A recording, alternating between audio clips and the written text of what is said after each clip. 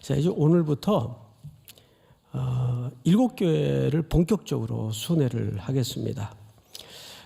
저는 이제 설교 준비하기 전에 이 7교회 전체를 한번 쭉 자료를 쫓아가면서 돌아봤는데 너무너무 놀랬던 것이 뭐냐 하면 이것이 2000년 전의 상황이고 2000년 전에 실제했던 교회이지만 그리고 어떤 특정 한 교회를 말하는 것이 아니고 전체를 설명하는 글들이지만 놀랍게도 오늘 이 시대가 마주하고 있는 교회와 너무너무 일치하는 점이 종합적으로 많아요.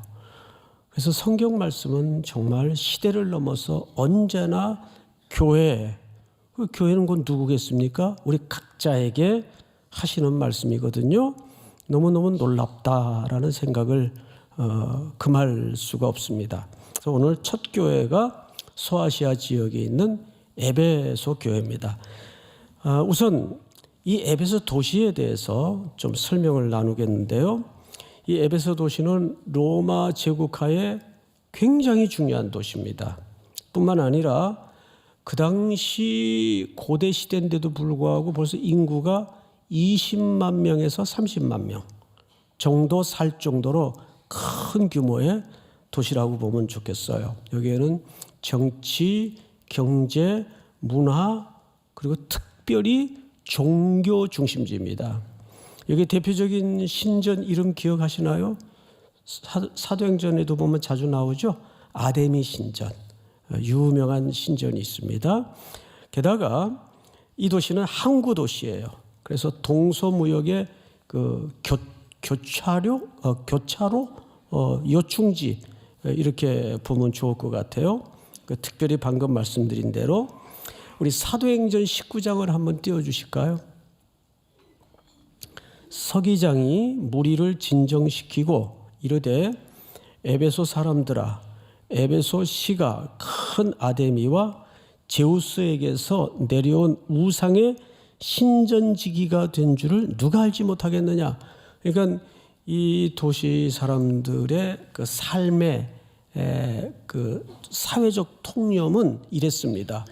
우리는 이 도시의 시민의 차원을 넘어서서 이 도시가 섬기는 아데미 신전의 모든 시민은 뭐라고요?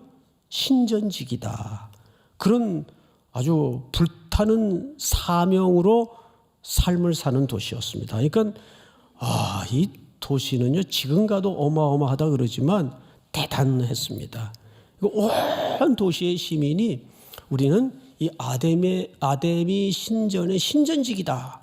이런 자긍심을 가지고 살았는데 거기에는 그럴 만한 실리적인 이유가 있습니다. 이제 그 부분도 우리가 조금 이따가 살펴볼 텐데, 자 그러면 이 에베소에 최초로 복음을 전한 자가 사도 바울입니다. 우리 19장 10절을 좀 볼까요? 2해 동안 결국 나중에 이제 종합해 보면 3년쯤 머물게 되는데 2해 동안 이같이 하니 아시아에 사는 자는 유대인이나 헬라인이나 다 주의 말씀을 듣더라. 사도 바울이 최초로 이곳에 복음을 떨어뜨립니다. 그리고 한 군데 더 볼까요? 디모데전서 한번 띄워주실까요? 같이 한번 읽읍시다. 시작. 내가 마게도냐로 갈 때에 너를 권하여 에베소에 머물란 것은 어떤 사람들을 명하여 다른 교훈을 가르치지 말며. 자, 이것은 사도 바울이 영적인 아들 디모데에게 남긴 말인데 이 도시가 에베소에 머물라 한 것은 이제 디모데에게 부탁을 그렇게 했겠죠. 어떤 사람들을 명하여 다른 교훈을 가르치지 말며. 그러니까 이 도시에 복음이 떨어지는 순간부터 어둠의 권세 잡은 것들이 뭡니까? 가라지를 또 함께. 그러니까 항상 하나님의 역사가 있는 곳에는 사탄은 팔짱 끼고 구경만 하는 존재가 아니라 같이 역사를 합니다.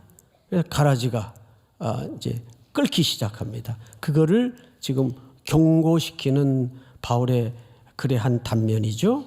자, 이렇게 에베소 교회는 사도 바울이 처음에 도착을 해서 처음에는 2년 동안 모든 주변의 사람들까지 다 복음을 듣도록 온 힘을 다해서 뿌렸습니다.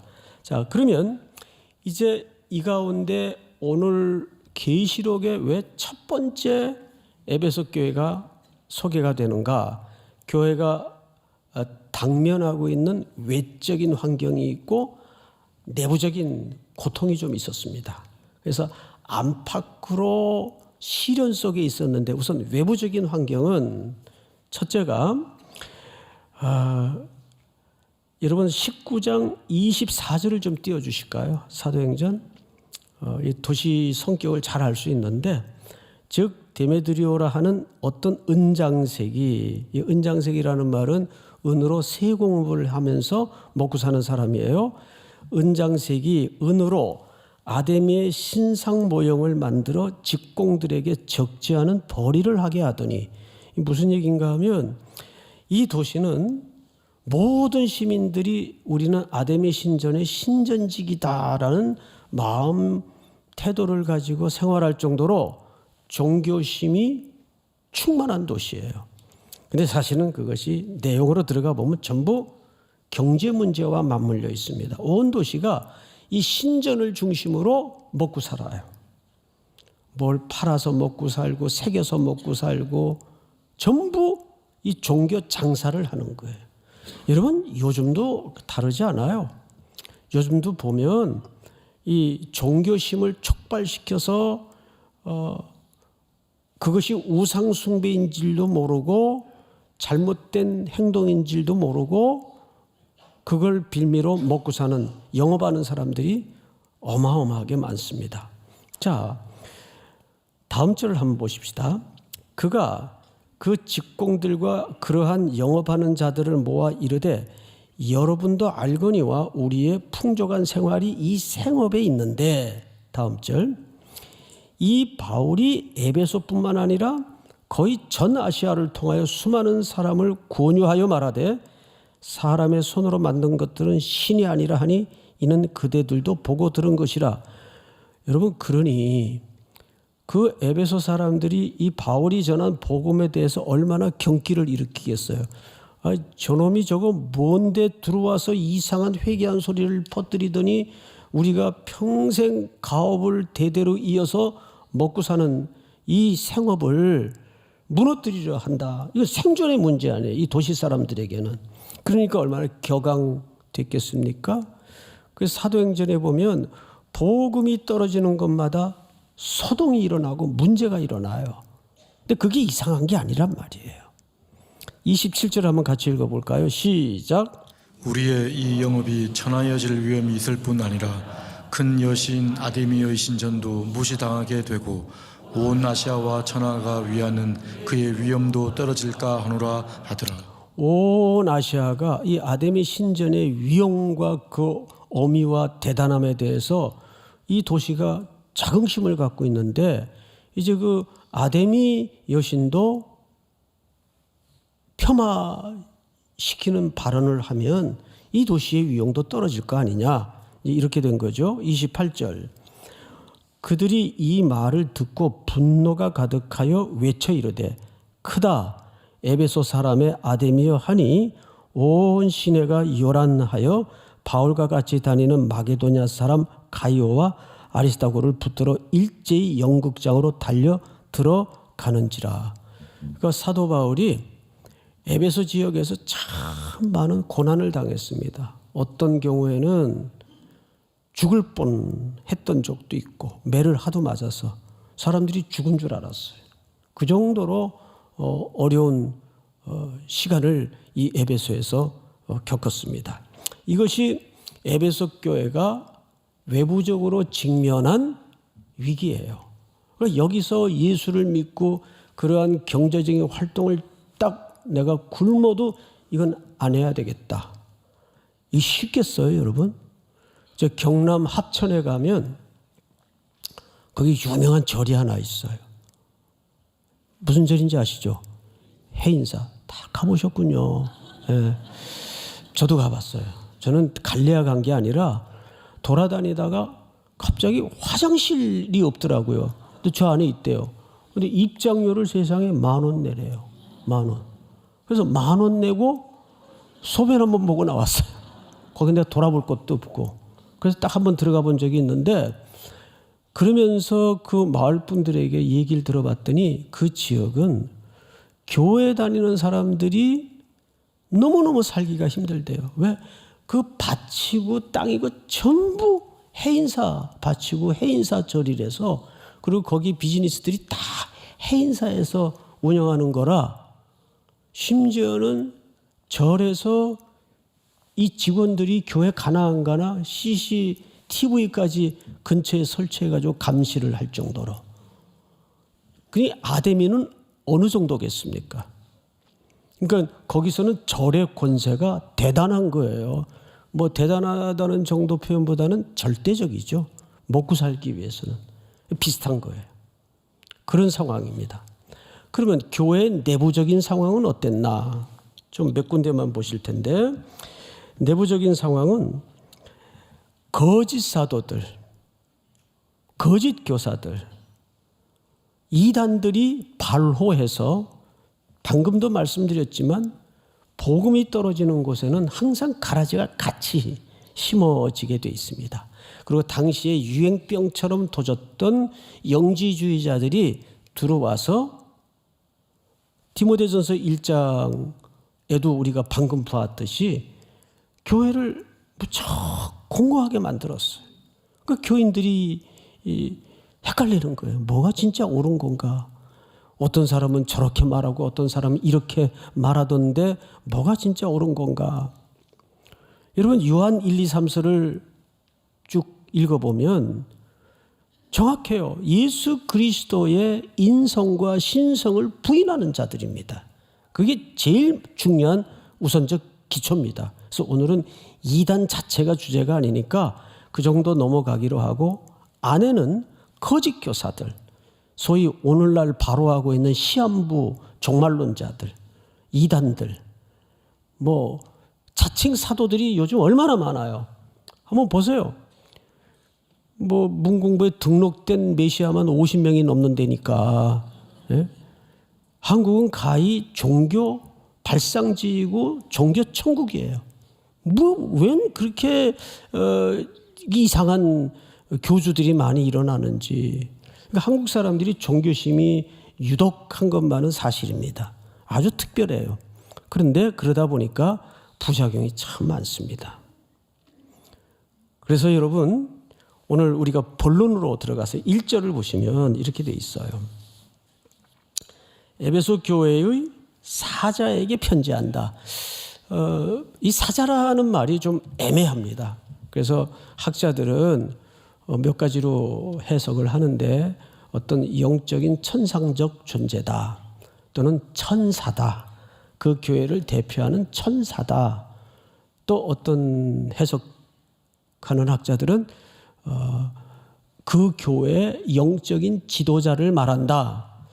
뭐 다 가능해요, 사실은. 그런데 성경이 뭐라고 정확하게 얘기하지 않기 때문에 우리가 정확하게 이거다라고 말하는 것은 오히려 성경의 본의를 해칠 수가 있어요.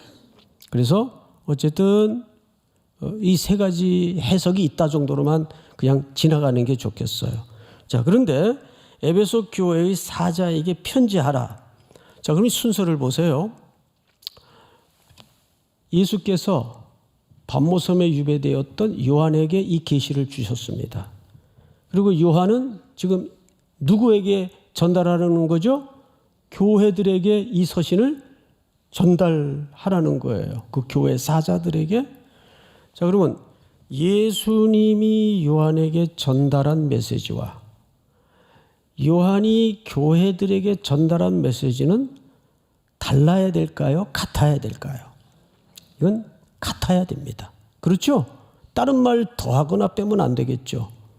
그 말씀이 오늘 또 누구에게 오는 겁니까? 오늘 우리들에게 지금 전해지고 있는 겁니다.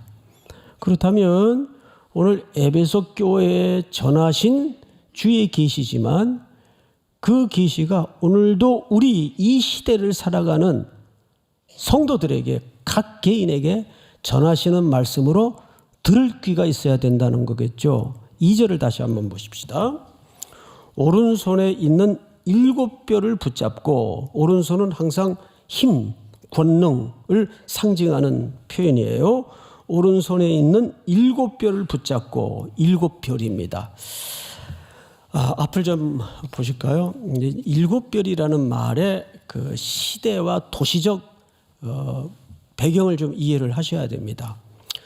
도미티아누스라는 황제가 있어요.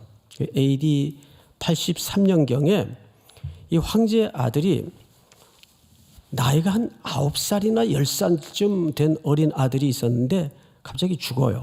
근데 그 당시에는 이렇게 죽은 사람이나 현존하는 인물을 반신반인, 그러니까 사람을 신격화하는 일들이 사람의 의식 구조 속에 가능했습니다. 저 북쪽 집단이 지금 똑같은 짓을 지금 하고 있단 말이에요. 이게 굉장히 무서운 하나님 앞에서의 범죄입니다. 3대째 우상화 작업을 하고 있잖아요. 자, 그렇다면 이 당시에는 이게 자연스러웠어요. 로마 제국 하에서는. 그래서 그 아들의 죽음이 너무 아버지로서 애달파서 이런 동전에다가 커다란 지구본을 하나 새겨, 그림을 한번 띄워주실까요? 일부 때는, 여러분 앉으신 어느 쪽입니까? 요쪽. 이쪽이 있죠, 아기가. 저기 죽은 황제의 아들인데 그 주변을 보면 별이 몇 개 있습니까? 7개가 있습니다. 보이시죠? 네. 해서 아들을 신격화 작업을 합니다. 죽은 아들을. 그러면 죽은 아들의 어머니, 자기 와이프는 뭐의 어머니가 되는 겁니까? 그렇죠. 그래서 신격화 작업이 이루어져요. 그래서 7별이라는 것은 행성의 대표별을 그 시대에는 상징했어요. 저렇게 주화에다가 새겨서 아내를 우상숭배하도록 신격화 작업에 반신반인 작업을 합니다. 그리고 저것을 통영화폐에다가 저렇게 새겨 넣어요. 자, 이거를 통해서 뭘 말하고 싶은가 하면 땅의 권세와 우주의 권세가 다 이 손에 있다. 황제의 손에 있다는 것을 세뇌시키는 거예요. 이게 철저한 우상화 작업이 되는 거죠. 자, 그러면 예수님께서 그 시대적 기호인 그 그림을 왜 하나님의 계시 속에 차용했을까요? 이유는 간단해요. 지난주에도 말씀을 드렸죠. 이 시대 사람들은 그게 보면 척 안다 그랬어요? 모른다 그랬어요? 척 안단 말이에요. 그러면 주 예수 그리스도께서 이 계시를 통해서 진짜 말하고 싶었던 건 뭘까요? 우주의 권세와 땅의 권세가 로마 황제의 손에 있는 것이 아니다. 만주의 주가 되시고 만왕의 왕이 되시는 누구의 손에 있다? 예수 그리스도의 손에 있다. 믿습니까? 그거를 설명하는 겁니다. 그래서 여기 붙잡고라는 말은 하나님의 권세가 시대를, 역사를, 우리의 교회와 인생을 붙잡고 있다는 겁니다. 믿으십니까? 아무리 어둠의 권세들이 교회를 흔들려고 발호하고 덤벼들고 해도 우리는 누구의 손에 붙들려 있을까요? 만주의 주가 되시고 권세가 있으신 예수 그리스도의 손에 붙들려 있는 겁니다. 여러분, 어떤 위험과 위기와 흔들림 속에서도 예수님의 손에 내가 붙들려 있다는 것을 믿으셔야 합니다. 어린 양의 피로 우리는 구속함을 입은 백성들인 것을 기억하시기 바랍니다. 자, 그 다음 구절을 한번 보십시다. 7 금초대 사이를 거니시는 이가 이르시되, 여기 금초대가 뭔가? 자, 가장 좋은 성경 해석은 누가 계시를 받은 것도 아니고 어떤 교주라는 사람이 또 요즘 그 신사도 운동, 은사주의 이런 그 소규모 소위 그 집회들이 얼마나 많은지 몰라요. 그 대부분 거기에서 잘못된 시한부 종말론을 자꾸 젊은 청년들에게 가르쳐서 청년들이 거기에 구름대처럼 떠밀려 다니고 몰려다닙니다. 얼마나 지금 혼란한 세상인지 몰라요. 그래서 여러분 너무 그런 거 주야로 묵상하지 마세요. 예? 성경을 주야로 묵상하면 진짜가 뭔지 저절로 드러나는데 밤에 잘 때도 그거 들여다보고 불면증이 그 불면증이 오지. 예? 자, 성경을 다시 보시면 여기 금초대가 1장 20절을 한번 볼까요? 네가 본 것은 내 오른손에 7별의 비밀과 또 7 금초대라. 7별은 7 교회의 누구요? 사자요. 7 촛대는 7 교회니라. 그러면 이 해석을 그대로 2절로 끌고 와서 다시 보시면 1절 하반절로 끌고 와서 다시 보시면 7 금초대 사이라는 말은 7 교회 사이라는 말이에요. 예? 교회 사이로 어떻게 하시고 계세요 지금? 거니시는. 자, 앞을 보실까요? 앞에 7별을 붙들었다는 것은 그분의 권능과 권세를 얘기했다면 7 촛대 사이로 거니시는 분이라는 것은 그분의 철저하고 밀착된 임재를 얘기합니다. 여러분, 교회가 아무리 지상교회는 부득이하게 이런저런 사정이 벌어지고 문제가 많아도 주님이 밀착해서 이 모든 것들 사이에 임재해 계시는 줄을 믿으셔야 됩니다. 믿습니까? 그래서 그거를 자꾸 사람의 수단으로 해결하려고 그러면 안 돼요.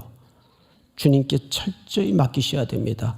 예수님이 뭐라 그랬는가 하면 2절에 넘어와서 이렇게 돼 있어요. 내가, 그 다음에 끝에 보면 안다라고 돼 있어요. 내가 네 행위와 수고와 네 인내를 어떻게 하고 알고 그 7 금초대 사이를 다니시면서 임재하셔서 성도들의 눈물진 사연, 고통, 부르짖음, 신음, 한숨 이거를 내가 안다 그래요. 저는 이 표현에 이 수고에 큰 은혜를 받았어요.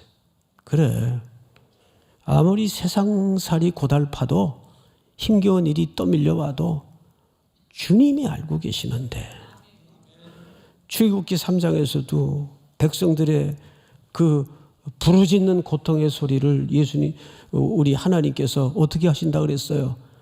그들의 고통을 정령이 보고 내가 부르짖음을 듣고 내가 안다 그랬어요. 주님이 아시는 거예요. 오늘도 이 자리에 참 기막힌 심정으로 와서 어떡하나 하고 앉아 계신 분들의 사정도 조밀하게 꼼꼼하게 주님이 임재하셔서 내가 안다. 아무개야 내가 안다. 내가 안다. 할렐루야. 오늘도 여러분들의 삶의 무거운 짐들을 주님이 아십니다. 자, 성경을 다시 보시면 근데 뭐를 아신다 그랬어요? 네 행위와 수고와 네 인내를 알고 그랬어요. 근데 이게 다 뭐 그 말이 그 말 같은데 조금 미세한 표현이지만 차이가 있습니다. 여기 수고라는 것은 적극적인 대응을 얘기하는 거예요. 어떤 문제에 대해서 적극적인 대응. 네가 그것을 얼버무리거나 적당히 하지 않았다. 네가 그것에 대해서 얼마나 분투하고 피 흘리기까지 대항하고 순종하고 행동했는지 내가 안다. 근데 뒤에 뭐가 나와요? 인내. 인내라는 말은 소극적인 대응입니다. 이건 견디고 버티는 힘을 얘기하는 거예요. 나중엔 내가 게으르지 않았다 이런 표현을 쓰죠. 이 같은 말이에요. 소극적인 게으르지 않았다는 말은 내가 지쳐가지고 나가 떨어지지 않았구나 이 뜻입니다. 정확하게. 여러분 결국 복싱 선수가 제일 중요한 게 이 얼굴을 안 맞도록 하기 위해서 이 턱은 우리 척추, 중추신경과 연결되어 있기 때문에 항상 복싱 선수는 이렇게 가드를 올려요. 여기를 보호하기 위해서. 그런데 언제 여기를 얻어맞죠? 팔의 기운이 떨어져서 이게 팔이 자꾸 가드가 내려와요. 그래서 코치들이 옆에서 막 악을 쓰죠. 가드 올려, 가드 올려. 가드를 항상 올리는 거예요. 이게 점점 떨어져요. 힘이 빠지면. 그러면 결정타를, 이 턱은 딱 한번 살짝 건드려 놓으면 그냥 기절해 버려요. 간단해요. 그래서 성경에서는 이 가드가 내려오는 걸 낙심하지 말라 그래요. 이 지치는 거예요. 우리를 곤고하게 만들고 이렇게 저렇게 정서적으로 핥히고 지치게 만드는 것들이 이 일터에서 또라이가 그러죠. 또 뭐 가정에 들어가면 원수들이 거기 있죠. 이거 자꾸 지치는 거예요. 교회 와도 만만치 않잖아요. 여기 다 용서받은 죄인과 받지 못한 죄인들이 막 엉켜 있으니까 그렇잖아요. 그러니까 우리가 돌아보면 그렇게 위로가 될 일이 별로 없어요. 찬송가 가사에도 보면 참 죽을 일 쌓였구나. 아멘 소리가 저절로 나와요. 참 죽을 일밖에 쌓인 게 없어요. 지친다고요. 이게 마귀의 전략이에요. 조금만 더 내려라 가드. 내가 결정타를 한번 칠게. 이 노리는 거죠. 이건 여러분 긴 싸움이에요. 한 번에 끝나는 싸움이 아니에요. 목회만이 힘들겠습니까? 여러분들의 일상은 더 거칠고 더 격렬하겠죠. 그래서 뭐 목사한테 와서 목사님 얼마나 힘드세요? 전 괜찮아요. 여러분들이야말로 정말 얼마나 힘들겠습니까? 지치지 마세요. 맷집이 있어야 돼요. 맷집이. 그래서 그 상대가 때리다가 지치도록 휘청은 할 수 있고 흔들은 할 수 있는데 무너지지 마세요. 예수 그리스도께서 어린 양의 피로 십자가에서 승리하셨습니다. 이겨놓은 싸움을 하는 거니까 지치지 마세요. 그리스도의 피의 공로를 근거로 용기를 새롭게 하시기 바랍니다. 자, 그 얘기를 하는 거예요. 여기 보면 네 수고와 네 인내를 알고 또 악한 자들을 용납하지 않은 것과 그 수고와 인내 이제 실체가 드러납니다. 뭐라고 되어 있어요? 자칭 사도라 하되 아닌 자들을 시험하여 그의 거짓된 것을 네가 드러낸 것과 또 네가 참고 내 이름을 위하여 견디고 게으르지 않은 것을 아노라. 여기 게으르다라는 말이 내가 지쳐서 나가 떨어지지 않았다. 뭐 게으름 피웠다. 그런 얘기가 아니에요. 자, 그러면 처음에 칭찬이 주어졌어요. 그러니까 일곱 교회의 그 일정한 패턴이 뭐냐면 칭찬. 그 칭찬 끝에는 반드시 반전의 접속사가 시작이 되죠. 그러나 그 책망이 나옵니다. 그 책망 끝에는 경고를 해요. 그래도 이렇게 고치지 않으면 경고를 해요. 그 경고 끝에는 그러나 네가 고치면 돌아오면 회개하면 약속을 합니다. 이것이 일곱 교회를 향하신 일정한 패턴입니다. 두 교회 빼고 이 두 교회는 책망을 받지 않아요. 이제 그 교회도 우리가 만나보게 될 겁니다. 자, 그런데 그래서 오늘 에베소 교회만 볼 때 그러니까 에베소 교회의 문제는 뭐냐면 거짓 가르침과 잘못된 복음이 들어와서 공동체를 지금 위기에 빠뜨리는데 교회가 이것에 대해서 맹렬하게 대항하고 이 싸움이 한두 번 있었던 투닥거렸던 싸움이 아니고 집요하게 지난한 시간에 걸쳐 일어난 싸움이었다는 거예요. 그래서 주의 사자에게 네 수고와 네 인내를 그리고 게으르지 않았던 것을 내가 안다. 이렇게 칭찬을 합니다.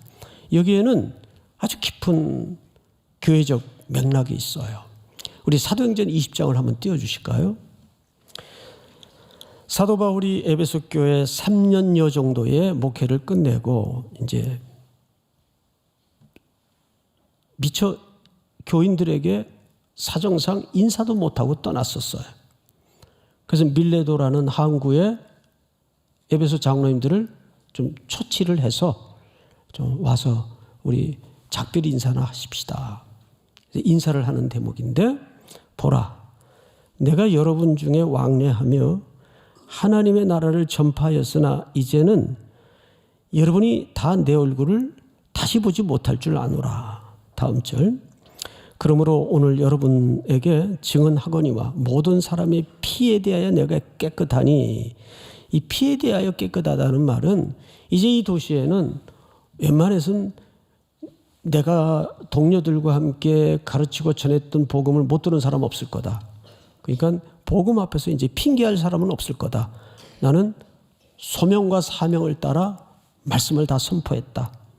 이는 내가 꺼리지 않고 하나님의 뜻을 다 여러분에게 전하였습니다. 다음 절. 여러분 시작. 여러분은 자기를 위하여 또는 온 양떼를 위하여 삼가라. 성령이 그들 가운데 여러분을 감독자로 삼고 하나님이 자기 피로 사신 교회를 보살피게 하셨느니라. 자, 여기서 우리가 좀 짚고 넘어가야 될 것은, 여기서 장로들을 포함하여 말하는 직분은 교회 말씀을 가르치고 목양을 책임 맡은 교회 지도자들을 얘기합니다. 자, 그런데 여러분은 그 지도자들에게 자기를 위하여 또는 온 양떼를 위하여 삼가라. 성령이 그들 가운데 여러분을 감독자로 삼고 하나님이 자기 피로 사신 교회를 보살피게 하셨느니라. 다음 절. 내가 떠난 후에 사나운 이리가 여러분에게 들어와서 그 양떼를 아끼지 아니하며 또한 여러분 중에서도 제자들을 끌어 자기를 따르게 하려고, 예수의 제자들을 만드는 것이 아니라 사조직을 만드는 거예요.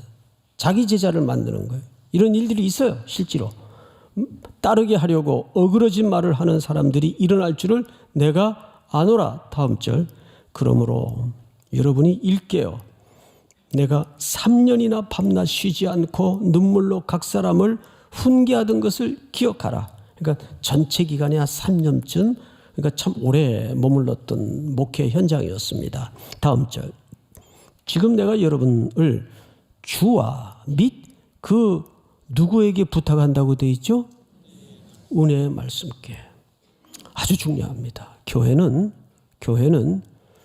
주님이 주인이시고 교회는 말씀이 목양을 해야 됩니다.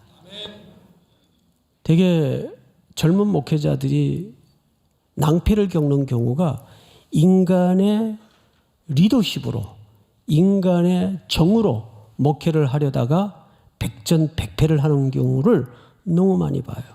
아닙니다. 목회는 주님이 하시는 것이고 말씀이 그 영혼들을, 그래서 말씀으로 양떼를 돌아보는 것이 가장 좋은 목회입니다. 믿습니까?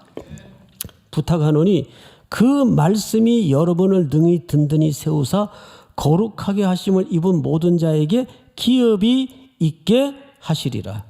그러니까 사도 바울이 떠나면서 집중적으로 부탁했던 게 뭐냐 하면, 내가 떠난 다음에는 그 리더십의 부재 속에 반드시 거짓 무리들이 발호되어 일어날 것인데 조심해라.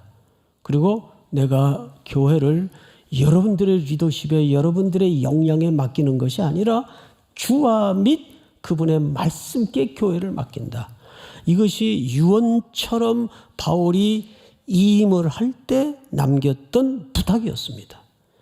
에베소 교회는 이 부탁대로 정말 진리 문제에 대해서는 항상 첫 자리에 그 중요성을 인식하고 전임자의 부탁의 말을 그대로 실천하면서 하나님의 말씀에 충성했어요.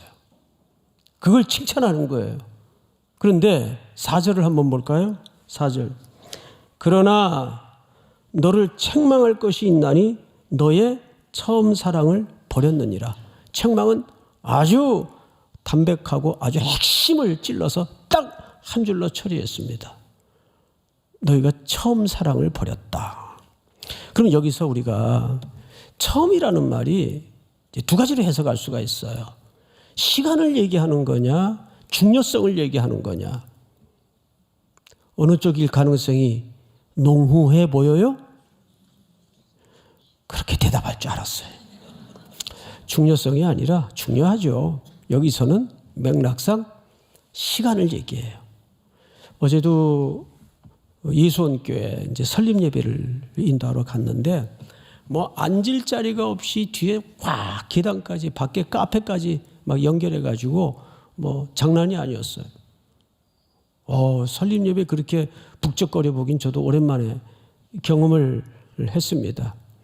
근데 이제 다음 주가 문제일 거예요. 언제나 그 음식점도 개업하는 날은 북적거려요. 잘 될 것 같아요. 근데 문제는 참 그 함께 우리 신앙생활에 했던 젊은이들이 또 집사님들이 같이 가서 그 시작되는 교회 어떤 분은 건반도 하시고 어떤 분은 또 이게 뭐죠? 그 저기 공기 맑게 하는 거? 기억이 안 나. 청정기 그런 것도 하시고 십시일반으로 다 교회를 위해서 또 배려해 주시고 서로 위하시고 정말 천국 같더라고요. 천국 같아요. 에베소 교회가 이쯤이 한 40년쯤 되는 시기라 그래요. 이 글을 봤던 시기가. 그러면 에베소 교회도 이제 시간이 좀 흘렀단 말이에요. 그런데 진리를 주창하다가 뭘 잃어버렸어요. 그 처음에 교회가 설립될 때 성도들끼리 따뜻하게 배려하고 위하고 사랑하던 이 모든 것들을 그만 어떻게 했어요? 잃어버리고 말았어요. 이게 책망의 초점이에요. 70년을 맞이하면서 우리 3.1교회 허락하신 표가 뭐예요? 표대를 향하여입니다. 여러분 표대를 향하다 그러니까 어떤 목적적 또는 성취적, 결과적 피니시 라인 이런 물리적인 개념으로만 그 본문을 이해하는데 그 본문을 문맥에서 쭉 살펴보면 그것은 온전한 그리스도의 사랑을 완성하는 자리입니다. 이제 우리가 이만큼 성장을 했다면 이제는 뭘로 나가야 될까요? 성숙으로 나가야 돼요. 성숙. 방금 그 우리 2부 찬양대가 올려드렸던 십자가를 질 수 있나? 저게 원래는 찬송가가 아니에요. 원래 가스펠송이에요. 저 노래 부르면 혼나고 그랬습니다. 혼날 노래를 오늘 이제 찬양으로 올렸는데 그 후렴에 보면 이런 가사가 있어요. 주님의 형상 닮기까지. 기억나시죠? 주님의 형상 이렇게 시작이 되는 겁니다. 그러니까 우리가 정말 교회의 목적은 그리스도의 형상을 닮아가는 거예요. 하나님께서 우리를 왜 하나님의 형상대로 빚었다고요? 하나예요. 우리랑 교제하고 싶어서. 이것이 우리의 목적이 돼야 돼요. 바울이 놀랍게도 옥중에서 그 글을 쓰면서 내가 표대를 향하여 달려간다. 아직도 나는 온전하지 못하다. 내가 그리스도의 성품과 그리스도의 성숙으로 나아가기를 원한다. 그 고백을 표대를 향하여라고 설명을 하는 겁니다. 우리는 아이 씻기다가 그 물 더럽다고 물을 버려버렸는데 애까지 버려버린 이런 우를 범해서는 안 되겠죠. 그런데 오늘날 교회 일을 하다 보면 선교하다가 사람 관계 딱 깨놓고 다음 세대 하다가 분란을 일으키고 그건 교회가 지향해야 될 올바른 방향이 아니에요. 일은 좀 더디 돼도 돼요. 덜 돼도 돼요. 안 돼도 돼요. 하나님이 원하시는 타겟은 성도 간의 사랑과 화해와 용서와 긍휼을 얘기하는 겁니다. 믿습니까? 그 처음 사랑을, 그러니까 이건 시간적 처음을 얘기하는 거지 중요성을 얘기하는 게 아니에요. 그걸 버렸느니라. 이 글을 쓴 요한의 별명 기억하시나요? 사랑의 사도. 그 요한복음에도 보면 이웃사랑에 대해서 요한만큼 많이 강조한 사람이 없어요. 자, 마지막으로 성경을 다시 한번 보십시다. 6절. 오직 네게 이것이 있으니 네가 니골라당의 행위를 미워하는도다. 나도 그것을 미워하느라. 그 너희가 이건 잘했다. 이 니골라당이 정확히 뭔지는 해석이 어려워요. 그래서 이제 두 가지로 해석을 하는데 율법주의자들을 말한다 또는 도덕률 폐기론자들을 말한다. 이 둘 다 해석을 하는 학자들이 있어요. 어쨌든 거짓 교사들로 퉁치는 게 좋을 것 같습니다. 자, 근데 7절 마지막으로 볼까요? 다 같이 시작. 귀 있는 자는 성령이 교회들에게 하시는 말씀을 들을지어다. 이기는 그에게는 내가 하나님의 낙원에 있는 생명나무의 열매를 주어 먹게 하리라. 아멘. 여러분, 이 생명나무는 성경 전체에 신학적으로 이해를 하면 예수 그리스도를 얘기합니다. 그 예수님은 자기를 나무로 유비해서 설명한 적이 많죠. 생명나무는 성경에서 예수 그리스도를 얘기합니다. 그러면 예수님이 계시를 요한에게 주시면서 왜 생명나무라는 이 그림 언어를 차용해서 썼을까? 여기에는 이유가 있습니다. 아데미 여신이 숭상받는 태어난 나무가 그 숭상의 자리입니다. 그래서 이 도시의 신인 아데미 여신과 관련성이 있습니다. 그래서 그 나무에서 아데미 여신이 숭상을 받고 거기에서 복이 나오고 거기서 생명이 주어진다고 이 도시 사람들은 인식을 하고 있었어요. 그림을 좀 한번 볼까요? 이렇게 되어 있습니다. 여기 그 꿀벌이 있죠? 이게 아데미 여신을 상징하는 그림이에요. 또 사슴이 있죠? 역시 마찬가지입니다.